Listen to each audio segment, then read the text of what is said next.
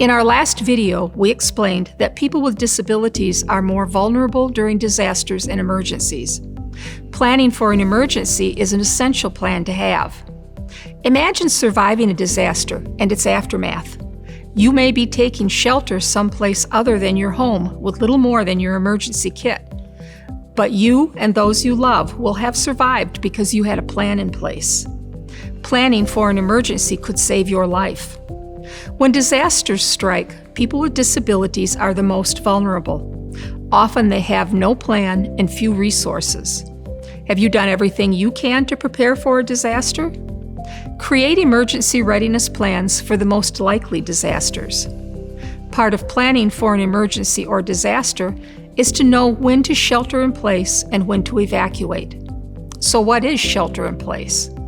Shelter in place is when you stay where you are and wait for the disaster to be over. You want to be inside your home, preferably in a room with no windows like a basement. You also want to cover all air access portals, doors, windows, registers, vents, etc. When should you shelter in place? Whenever there is an immediate threat, like riots, nearby fire, or a close chemical accident. What should you do when you shelter in place? Make sure to lock all doors leading outside. Don't forget to lock the door between your house and your garage if you have one. It's also a good idea to cover your windows with plastic and tape to keep any contaminants from getting inside. You should also have a go kit with you to make sure you have essential items.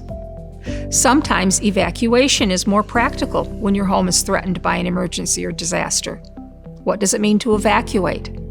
Evacuation is when you leave the place where you live to go to another location, which is safer and more secure. You need to choose your destinations in advance. It's good to have a variety of places you can evacuate to, both near and far, public shelters or other. Plan the route you would take to get to each place. You will want to remember to take your go kit with you to make sure you have everything you need. We have mentioned a go kit a few times, and you might be asking yourself, what exactly should it contain? It should include items that provide your basic needs and any special needs related to your disability.